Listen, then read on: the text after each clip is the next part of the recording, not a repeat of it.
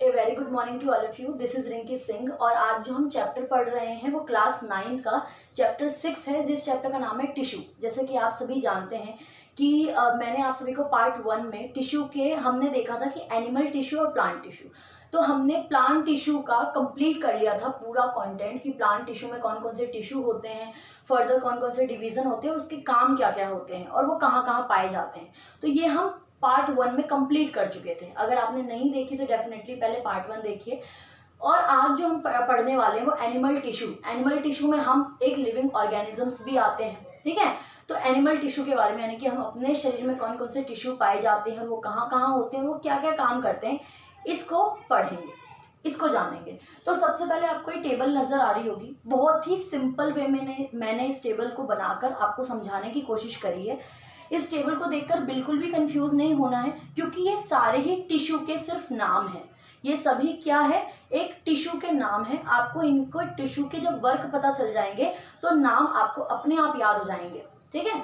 आपको सिर्फ इस लेक्चर को ध्यान से सुनना है और अगर आप मेरे लेक्चर को नोट करना चाहते हैं तो आप एक कॉपी पेंसिल लेके बैठ सकते हैं और नोट भी कर सकते हैं। तो यहाँ पर नजर आ रहा है आपको एनिमल टिश्यू। देखिए, एनिमल टिश्यू स्टार्ट करने से पहले मैं आपको बता दूं, हमारे पूरे संसार में एक तो मल्टी न्यूक्लियर ऑर्गेनिजम्स होते हैं और एक यूनिसेलुलर बोल सकते हो, multi cellular unicellular. Multi cellular क्या है? मल्टी सेलुलर में ह्यूमन बींग आता है।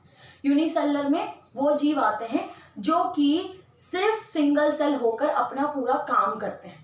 तो हम मल्टी सेलुलर को बेसिकली पढ़ रहे हैं, क्योंकि यूनिसेलुलर तो एक सिंगल सेल है और वो सिंगल सेल है, वो सिंगल सेल सारे काम कर लेता है अपने आप ही, क्योंकि वो एक ही सेल का बना है तो वो सारे कार्य अपने आप करता है। लेकिन एक मल्टी सेलुलर ऑर्गेनिजम्स की अगर हम बात करें तो उसके अंदर विभिन्न प्रकार के टिश्यू या विभिन्न प्रकार के सेल होते हैं जो कि ग्रुप ऑफ सेल टिश्यू बनते हैं और ग्रुप ऑफ टिश्यू ऑर्गन बनके एक अलग अलग काम करते हैं। तो वही हम टिश्यू जानेंगे कि कौन कौन से टिश्यू आपके शरीर में उपलब्ध होते हैं और उनके क्या क्या काम होते हैं, ठीक है।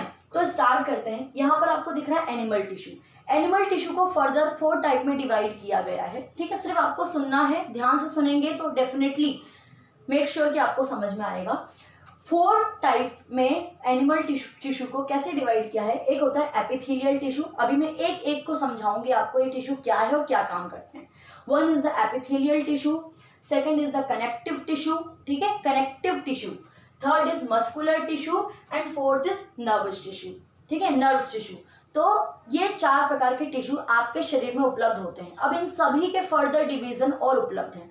तो सबसे पहले हम इन सबको, आप इतना कॉम्प्लिकेशन लेकर नहीं चलना है, सिर्फ जो जो पॉइंट में समझा रही हूँ उसको ध्यान से सुनना है। सबसे पहले हम किस टिश्यू से लेंगे? हम एपिथेलियल टिश्यू का काम लेंगे। तो हम ये वाला पोर्शन को अभी पहले पढ़ेंगे। तो एपिथेलियल टिश्यू क्या होता है? तो सबसे पहली चीज, एपिथेलियल टिश्यू एक सिंगल लेयर की परत होती है। Single layer, single layer that means, जैसे आप सपोज कीजिए कि ये मैंने 2 कॉपी ली है, तो मैं इसको ऐसे नहीं रख रही हूँ, इसके ऊपर कॉपियां नहीं रख रही हूँ, मैं इसके टाइल्स, जैसे आपकी टाइल्स लगी होती है ना, टाइल्स एंड टू एंड जुड़ी होती है, एक दूसरी तीसरी ऐसे जुड़ी होती है। तो इस तरीके से, ऐसे इस तरीके से सिंगल लेयर, ये पूरी एक लेयर जो है ऐसी जुड़ी होती है। किस टिश्यू में? एपिथेलियल टिश्यू में। एपिथेलियल टिश्यू में सिंगल लेयर होती है, ठीक है। और मेन इंपॉर्टेंट काम ये लीनिंग का करती है। लीनिंग का मतलब है कि ऊपरी परत बनाने का ये काम करती है, ठीक है। जैसे कि परत में अगर हम एग्जांपल दें, अभी तो हम फर्दर डिवीजन देखेंगे तो हम जानेंगे कि किस किस चीज़ की ये परत बनाती है। लेकिन हम ऑल ओवर अगर 1 में कहें या कुछ कुछ एग्जांपल, जैसे स्टमक की हो गई, small intestine, large intestine, alveoli, ठीक है, बहुत सारी ऐसी होती है। तो इन सबकी परत बनाने में ही महत्वपूर्ण भूमिका निभाती है।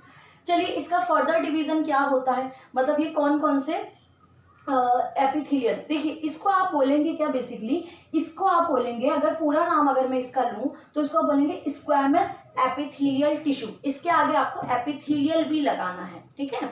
तो squamous epithelial tissue, cuboidal epithelial tissue, columnar epithelial tissue and stratified epithelial tissue. तो ये 4 प्रकार के टिश्यू में फर्दर डिवीजन होता है एपिथेलियल टिश्यू का। अब इन सबके फंक्शन जो है डिफरेंट होते हैं, ठीक है, इन सभी के फंक्शन अलग अलग होते हैं। अब हम सबसे पहले स्क्वैमस एपिथेलियल टिश्यू की बात करें तो ये क्या है, एक सिंगल लेयर होती है, जैसे कि मैंने अभी आपको बताया उसी तरीके से एक single layer 1 by 1 end to end जुड़ी होती है, जैसे कि एक टाइल्स जुड़ी होती है, इस तरीके से ये लेयर जो है जुड़ी होती है। और आपको ध्यान रखना है इसका जो शेप होता है, शेप की बात करें तो इसी प्रकार का थिनर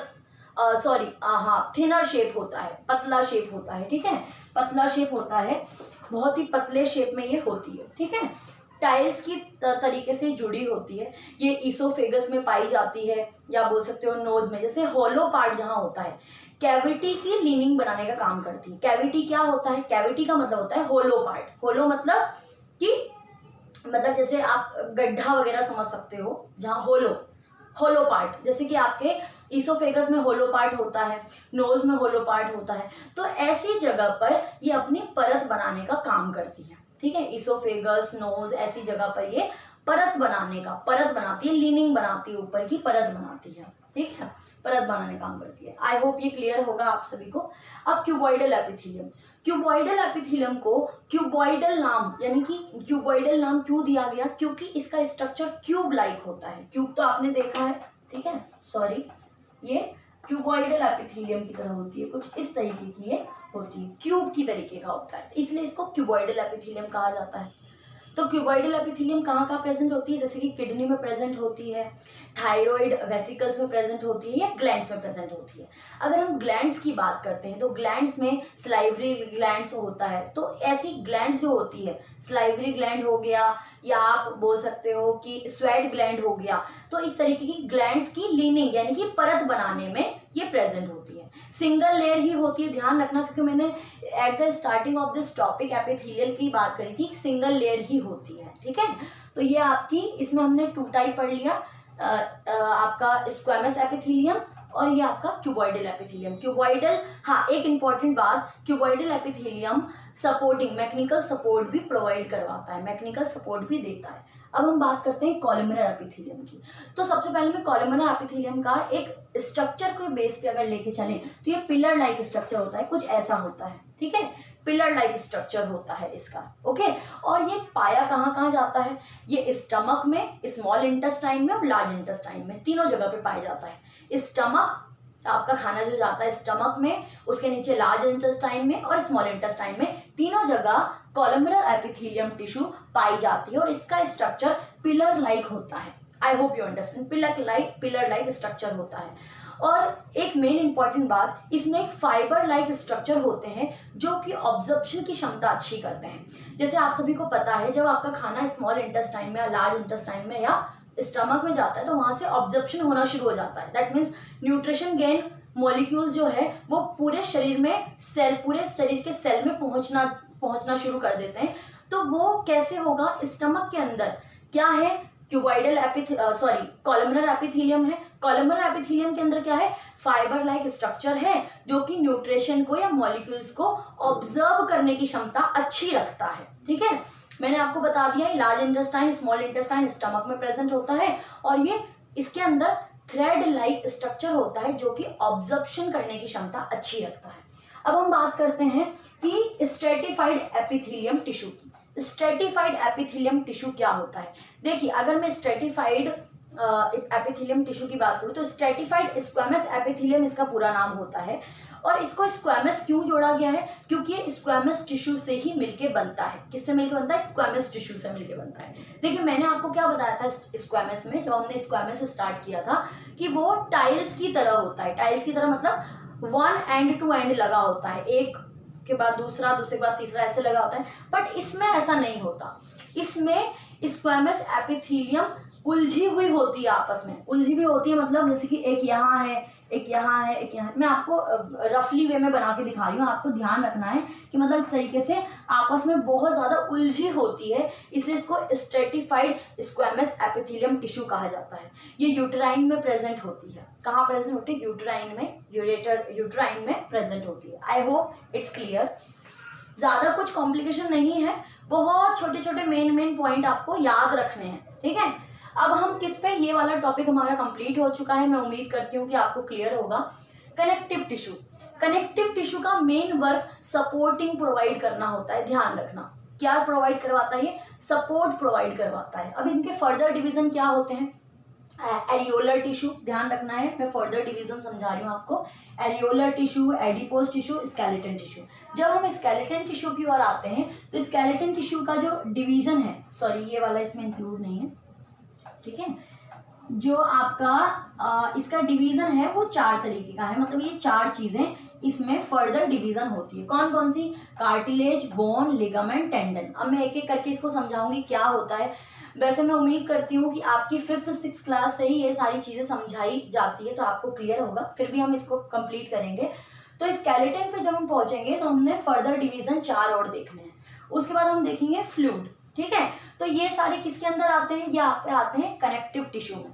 अब हम फर्स्ट की बात कर लेते हैं, एरियोलर टिश्यू। तो सबसे पहले मेन इंपॉर्टेंट बात, जो एरियोलर टिश्यू होता है वो फिलिंग का वर्क करता है, यानी कि स्पेस जो होता है उसको फिल करने का काम करता है। जैसे ये ब्लड वेसल्स में पाया जाता है, मसल्स में पाया जाता है, स्किन में पाया जाता है, ऐसी ऐसी जगह पर जहां पे खाली स्पेस होता है उसको फिलिंग का वर्क करता है। It is the very simple and easy filling, यानी कि भरने का, खाली जगह को भरने का काम करता है ब्लड वेसल्स में, मसल्स में, ठीक है, और स्किन में ये वहां पाया जाता है। I hope you understand. अब हम एडिपोज की बात करते हैं। तो एडिपोज टिश्यू जो होता है वो कहाँ कहाँ पाया जाता है, पहले ये देख लेते हैं हम। एडिपोज टिश्यू आपका, जैसे कि आप सराउंडिंग ऑफ स्किन पाया जाता है, ठीक है, सराउंडिंग बिलो द स्किन पाया जाता है, स्किन के, यानी कि स्किन के नीचे वाली लेयर में पाया जाता है, और आई बॉल्स जो होती है आपकी उसके नीचे वाली लेयर में पाया जाता है। आई बॉल्स के नीचे वाली लेयर में और स्किन के नीचे वाली लेयर में पाया जाता है। और हार्ट और ब्रेन जो है उसके सराउंडिंग, मतलब उसके चारों ओर पाया जाता है। ध्यान रखना है आपको, एडिपोज की बात हो रही है ब्रेन के, यानी कि जो आपकी बुद्धि है, ब्रेन के चारों ओर सराउंडिंग पाया जाता है, हार्ट के सराउंडिंग पाया जाता है, और स्किन के नीचे पाया जाता है, ठीक है, और स्किन के नीचे के अलावा स्किन के नीचे पाया जाता है, और आई बॉल जो है आपकी उसके नीचे भी यही पाया जाता है। तो आई होप एडिपोज क्लियर होगा। अब हम स्केलेटन की बात करते हैं। तो स्केलेटन क्या है? एक फ्रेमवर्क बनाने का काम करता है, हड्डी का खांचा स्केलेटन होता है। बट स्केलेटन के अंदर क्या क्या चीजें इन्वॉल्व होती है जिससे कि स्केलेटन कंप्लीट बन पाता है? मतलब सिर्फ हड्डी का हो जाना तो it's not exactly creating the framework, ठीक है, उसको जोड़ना होता है, मसल्स के साथ भी चिपकाना होता है। तो ये किस किस चीज़ों से हो पाता है, कौन कौन सी चीज़ें इसमें इन्वॉल्व होती है? तो हम यहाँ पे देख लेते हैं कि स्केलेटन टिश्यू जो है उसके फर्दर डिवीजन क्या क्या है। कार्टिलेज, बोन्स, लिगामेंट और टेंडन। अब हम पहला कार्टिलेज को पढ़ते हैं। तो कार्टिलेज क्या होता है? पहली बात तो ये फ्लेक्सिबल होता है और इलास्टिक होता है, लेस हार्डर होता है। ध्यान रखना है जो मैं बोल रही हूँ, लेस हार्डर मतलब कि ये ज़्यादा हार्ड नहीं होता, इलास्टिक होता है और ये फ्लेक्सिबल होता है, ठीक है। ये प्रोटीन से मिलके बनता है, प्रोटीन और शुगर से मिलकर कार्टिलेज बनता है, या आप बोलते हो कंपोज्ड होता है, एक तरह से कंपोज्ड होता है प्रोटीन और शुगर से मिलके, ठीक है। आई होप ये क्लियर होगा आप सभी को। अब हम बोन की बात करते हैं। तो आपको पता ही है bone is the very simple easy things, कि बोन जो है आपके शरीर का एक फ्रेमवर्क बनाता है। बोन क्या है? एक फ्रेमवर्क बना रहा है, और ये नॉन फ्लेक्सिबल होता है। अगर मैं इधर की ये वाली हड्डी को मैं मोड़ने की कोशिश करूं, ये तो मैं जॉइंट है, जॉइंट को तो मैं मोड़ सकती हूँ इस तरीके से, ऐसे ऐसे जॉइंट मुड़ सकते हैं, लेकिन मैं अगर एक बोन लूं और बोन को मोड़ने की कोशिश करूँ तो वो नहीं मुड़ेगी। क्यों? क्योंकि वो नॉन फ्लेक्सिबल होता है, फ्रेमवर्क बनाता है, और मेन इंपॉर्टेंट बात कि आपके शरीर को सपोर्टिंग प्रोवाइड करता है। क्या प्रोवाइड करता है? सपोर्ट प्रोवाइड करता है। बिना हड्डी हम जैसे कुल्फी पिघल नहीं जाती है, वैसे हम पिघल जाएंगे अगर हमारे शरीर में बोन ही ना होंगे तो, ठीक है। ये सारे कनेक्टिव टिश्यू में आ रहे हैं, ध्यान रखना है आप सभी को। लिगामेंट की बात करते हैं। लिगामेंट क्या होता है? तो बहुत ही सिंपल थिंग्स है। एक हड्डी से दूसरी हड्डी को जोड़ने के लिए जिस चीज का इस्तेमाल होता है उसको लिगामेंट कहा जाता है, ठीक है।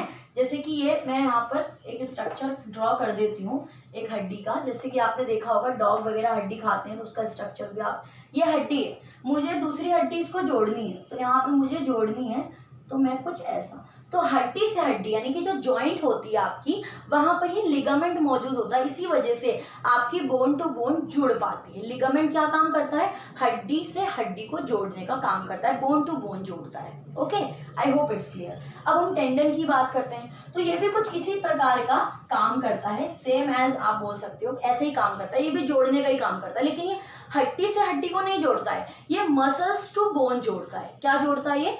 मसल्स टू बोन, यानी कि मांसपेशियों को बोन्स यानी कि हड्डियों से जोड़ता है। जैसे कि अगर ये मेरी मांसपेशी है, ये मांस है, मांस अगर मेरी अंदर की हड्डियों से जुड़ी हुई है because of tendons, because of tendons के वजह से एक मांस जो है वो हड्डी से जुड़ी हुई होती है, चिपकी हुई होती है।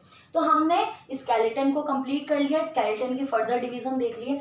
अब हम बात करते हैं फ्लूइड की बात। तो फ्लूइड क्या है? फ्लूइड का मतलब ही समझ में आ रहा है, तरल। तरल मतलब फ्लूइडिक, पानी जैसा, लिक्विड बोल सकते हो आप। तो फ्लूइड क्या होता है शरीर में? शरीर में तो फ्लूइड एक ही होता है, वो क्या होता है? ब्लड। हमारे शरीर में फ्लूइड क्या है? ब्लड है। तो ब्लड क्या काम करता है? देखिए, सबसे पहले ब्लड के अंदर एक लिक्विड सब्सटेंस जो होता है जिसका नाम होता है प्लाज्मा। ब्लड के अंदर लिक्विड पार्ट जो होता है उसको प्लाज्मा कहते हैं। और प्लाज्मा क्यों प्लाज्मा लिक्विड होता है? क्योंकि उसमें 90% पानी की मात्रा होती है। इसमें मैं आपको ऐसे रफली में बताती हूँ, इसमें क्या होता है? प्लाज्मा होता है। तो प्लाज्मा कंटेन क्या क्या करता है? प्लाज्मा कंटेन करता है आरबीसी, ठीक है, आरबीसी, डब्ल्यूबीसी और प्लेटलेट को कंटेन करता है। तो ये तीनों चीजों को प्लाज्मा सस्पेंडेड करके रखता है अपने अंदर। प्लाज्मा क्या है? लिक्विड पार्ट है, और ये तीनों चीजों को ये सस्पेंडेड करता है। आपने जूनियर क्लासेस में डेफिनेटली आरबीसी भी समझा होगा, डब्ल्यूबीसी भी समझा होगा, प्लेटलेट भी समझा होगा, लेकिन इसके बावजूद हम इसको एक बार और क्विक रिवीजन कर लेते हैं। देखिए, फ्लूइड क्या है? फ्लूइड ब्लड है, ठीक है।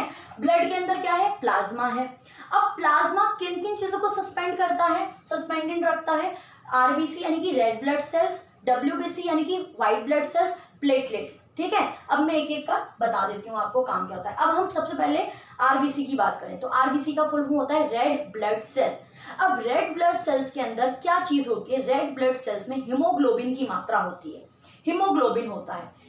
हीमोग्लोबिन क्या काम करता है? हीमोग्लोबिन दो बहुत ही इंपॉर्टेंट वर्क करता है। पहला काम तो वो ये करता है कि आपके खून का रंग, अगर ब्लड का रंग लाल होता है बिकॉज ऑफ हीमोग्लोबिन होता है। आपके शरीर में जो हीमोग्लोबिन होता है उसी के वजह से आपके खून का रंग लाल हो पाता है, ठीक है। दूसरा इंपॉर्टेंट काम, वो ऑक्सीजन को कैरी करके पूरे शरीर में पहुंचाता है। हीमोग्लोबिन दूसरा काम क्या करता है? ऑक्सीजन को कैरी करता है, पूरे शरीर में पहुंचाने का काम करता है। तो ये आपका किसका काम है? आरबीसी। आरबीसी के अंदर ही हीमोग्लोबिन होता है, ये याद रखना है आपको। डब्ल्यूबीसी बेसिकली अगर वन वर्ड में हम कहें तो बहुत ही सिंपल, कि जर्म्स से फाइट करता है आपके शरीर में। जैसे कि आप खाना खाते हैं या कुछ भी खाते हैं तो हमेशा जरूर नहीं है कि आप स्वच्छ ही खाएं। कभी भी अननेसेसरी क्या होता है, हमारे शरीर में बहुत सारी गंदगी भी चली जाती है, कभी बिना हाथ धोए खा लिया या किसी भी तरीके से, तो वो जर्म्स जो आपके शरीर में चले जाते हैं उससे फाइट करने का काम करता है डब्ल्यूबीसी।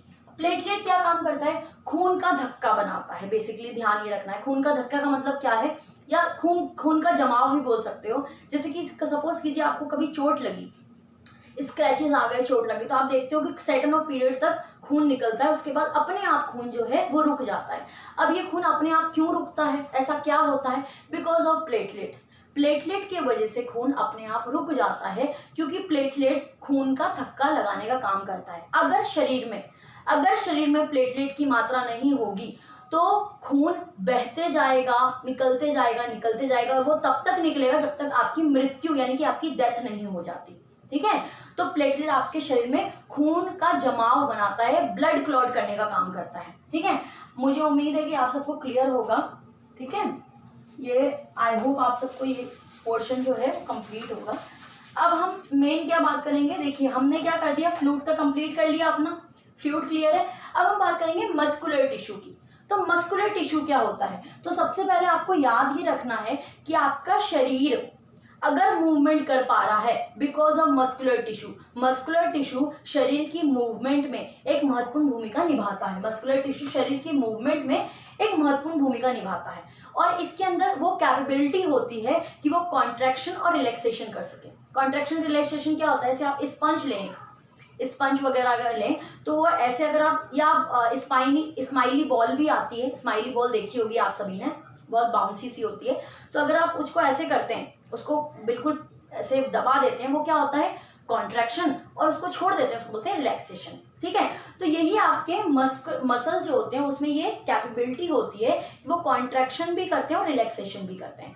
अब इनके अगर हम फर्दर डिवीजन को अगर हम देखें तो further division 3 type of division होते हैं, स्ट्रेटेड, स्मूथ एंड कार्डियक। इन सबको आप मसल्स बोल सकते हो, striated muscles, smooth muscles and cardiac muscles. अब ये कहाँ कहाँ होते हैं, क्या क्या काम करते हैं, इसको हम देख लेते हैं। सबसे पहले हम स्ट्रेटेड मसल्स की बात करें तो स्ट्रेटेड मसल्स जो होते हैं वो वॉलेंट्री होते हैं, ठीक है। अब देखिए वॉलेंट्री और इनवॉलेंट्री बताने से पहले मैं आप सभी को समझा देती हूँ कि वॉलेंट्री क्या होता है और इनवॉलेंट्री क्या होता है, ताकि आपको दिक्कत ना आए। तो सबसे पहली चीज, वॉलेंट्री का मतलब है, अगर साधारण शब्दों में आपके समझाने लायक मैं बोलूं कि अपने बस में। वॉलेंट्री मतलब अपने बस में और इनवॉलेंट्री मतलब जो आपके बस में नहीं है। अब एग्जांपल लेते हैं और क्लियर हो जाएगा। आपको लिखना है, आपको दौड़ना है, आपको एक्सरसाइज करनी है, आपको वॉक करनी है, आप कोई काम करना चाहते हैं तो आप अपनी मसल्स को अपने मन मुताबिक चला सकते हैं। मेरे को लिखना है तो मैं अपने मसल से लिख रही हूँ, मेरे को दौड़ना है तो मैं अपने मसल्स के द्वारा दौड़ रही हूँ, ये हम अपने मन मुताबिक चला रहे हैं, ठीक है। बट आपके शरीर के अंदर एक ऐसी मसल्स होती है जो इनवॉलेंट्री होती है, जो आपके बोलने से या आपके मन चाहे नहीं काम करती। जो दिल की धड़कन है, सपोज कीजिए दिल की धड़कन है, तो अगर आप बोलेंगे दिल की धड़कनें रुक जाए, तो क्या वो दिल की धड़कनें रुक सकती है? It not possible. तो वो मसल जो आपके बस में नहीं होती, आपकी बात नहीं मानती है, आपके बोलने से वो नहीं काम करने वाली है, वो क्या होती है? Involuntary muscles. जैसे कि दिल की मसल जो होती है, हार्ट की मसल्स, लंग्स की मसल, जो आपके इंटरनल ऑर्गन है, वो सारी मसल जो है कंटिन्यूसली वर्क करती है। आपके बोलने से कोई फर्क नहीं पड़ेगा या आपके चाहने से भी कोई फर्क नहीं पड़ेगा, लेकिन आपकी जो बाहरी मसल्स होती है वो आपकी वॉलेंट्री होती है, वो आपके ही चाहने से काम करती है। आप चाहोगे तो आप दौड़ोगे, आप चाहोगे तो आप खाओगे, आप चाहोगे तो पियोगे, मतलब आप जो जब चाहोगे तभी उस मसल से आप काम कर सकते हो। तो वॉलेंट्री इनवॉलेंट्री आया हुआ आपको क्लियर होगा। अब मैं आपको बताती हूँ स्ट्रेटिफाइड जो मसल्स होती है वो वॉलेंट्री होती है। वॉलेंट्री का मतलब क्या है कि वो आपके बस में होती है, और ये इसमें ये कैपेबिलिटी होती है कि वो थकान भी उस मसल्स की होती है। जैसे कि आपकी ऊपर की मांसपेशियां हो तो थकान होती है ना, टायर्ड भी होती है, उसको रेस्ट की भी आवश्यकता होती है। और मल्टी न्यूक्लियर होती है। मल्टी न्यूक्लियर का मतलब क्या है? इस मसल्स के अंदर यानी एक सेल में मल्टी न्यूक्लियर्स पाए जाते हैं, बहुत सारे न्यूक्लियर्स होते हैं। कैसी होती है? मल्टी न्यूक्लियर्स होती है, रेस्ट की आवश्यकता भी होती है और ये थकान भी इसको महसूस होती है, ठीक है। और ये आपके बस में होती है, वॉलेंट्री मसल्स होती है। अब हम बात करते हैं स्मूथ मसल्स। तो मैं इन दोनों का अगर एक साथ में बताऊं, वैसे तो मैं अलग अलग ही समझाऊंगी, लेकिन अगर दोनों की बात करूं तो दोनों में इनवॉलेंट्री मसल्स होती है। इनवॉलेंट्री का मतलब क्या बताया मैंने कि जो आपके बस में नहीं है, जो आपके बस में नहीं है वो इनवॉलेंट्री मसल्स में आएगी। तो स्मूथ मसल जो होती है वो पहले मैं स्मूथ मसल्स बताऊंगी, इनवॉलेंट्री होती है जो आपके बस में नहीं होती। इसका अगर मैं शेप की बात करूं तो स्पिंडल शेप होता है। स्पिंडल शेप मतलब ऐसा कुछ शेप होता है। स्पिंडल शेप का मतलब क्या होता है? बीच में से उभरापन होता है और साइड में से क्या होता है? साइड में से थोड़ा सा इस तरीके से होता है, इसको स्पिंडल बोलते हैं। तो मैं स्मूथ मसल की बात कर रही हूँ, ध्यान रखना। स्मूथ मसल्स का जो होता है स्ट्रक्चर कुछ इस तरीके का होता है, ओके। और इसके मल्टी न्यूक्लियर्स ना होके सिर्फ सिंगल न्यूक्लियर्स पाई जाती है। कैसी न्यूक्लियर्स होती है? सिंगल न्यूक्लियर्स होती है, एक ही न्यूक्लियर्स पाई जाती है। और ये कैसी होती है? इनवॉलेंट्री होती है, मतलब आपके बस में नहीं होती, ठीक है। इसोफेगस में, स्टमक वगैरह में पाई जाती है। अब हम बात करते हैं कार्डियक मसल्स की। तो कार्डियक मसल सबसे पहले कहाँ पाई जाती है? कार्डियक मसल्स पाई जाती है हार्ट में, यानी कि जो आपका दिल का हिस्सा होता है, या दिल का आप वॉल ऑफ द हार्ट भी बोल सकते हो, यानी कि दिल की जो दीवारें होती है चारों तरफ जो है वो कार्डियक मसल से ही आपका दिल जो है, जो हार्ट है वो बना होता है। और ये भी कैसी होती है? इनवॉलेंट्री होती है, आपके बस में नहीं होती। और ये थ्रू आउट द लाइफ का मतलब क्या है? पूरी लाइफ, पूरे जितना भी आप जिंदा हैं तब तक ये बिना रुके कॉन्ट्रैक्शन रिलैक्सेशन करती रहती है, बिना रुके ये पूरी उम्र भर जो है वो काम करती है। अगर दिल की धड़कन रुक जाएगी कुछ सेकंड के लिए भी तो आपकी डेथ हो जाएगी। तो ये कहाँ पे पाई जाती है? हार्ट में पाई जाती है, वॉल ऑफ द हार्ट पाई जाती है, इनवॉलेंट्री होती है और ये थ्रू आउट द लाइफ, पूरी लाइफ ये कॉन्ट्रैक्शन रिलैक्सेशन करती रहती है और आपकी जीवन बढ़ता है आगे। अब हम बात करते हैं नर्वस टिश्यू की। आई होप, मैं उम्मीद करती हूँ कि आपको यहाँ तक क्लियर होगा।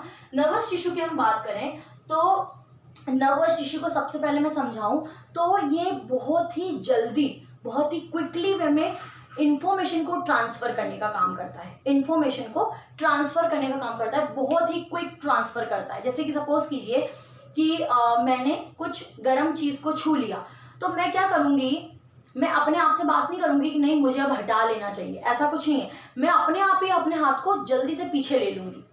क्यों ले लूंगी? क्योंकि मेरी नर्वस टिश्यू जो है, जो मेरी जो नसें हैं, नर्वस टिश्यू जो है, उसने मेरे ब्रेन को क्या कर लिया, एक दस्तक दे दी, ब्रेन को सतर्क कर दिया कि नहीं आप फटाफट मतलब हटाना है। तो बहुत ही क्विक काम करती है ये। हम जब हाथ गर्म पानी पे या गर्म चीज पे चढ़ता है तो हम कुछ सेकंड और पीरियड तक रुकते नहीं है, हम फटाफट हटा लेते हैं। वो फटाफट क्यों हटाते हैं? क्योंकि हमारा ब्रेन हमें बोलता है। और ब्रेन तक कौन पहुंचाता है इस इंफॉर्मेशन को? नर्वस टिश्यू पहुंचाता है। और नर्वस टिश्यू कहाँ कहाँ उपलब्ध होता है? नर्वस टिश्यू होता है बोन्स में, ठीक है, ध्यान रखना है, स्पाइनल कॉर्ड में और नर्वस में। तो यहाँ पर नर्वस टिश्यू जो है वो यहाँ पर उपलब्ध होते हैं। अगर मैं नर्वस टिश्यू का कुछ छोटा सा स्ट्रक्चर हम लें तो आपको ध्यान से देखो, आप एनसीईआरटी बुक में देखोगे ना, आपको स्ट्रक्चर एज इट इज दिख जाएगा।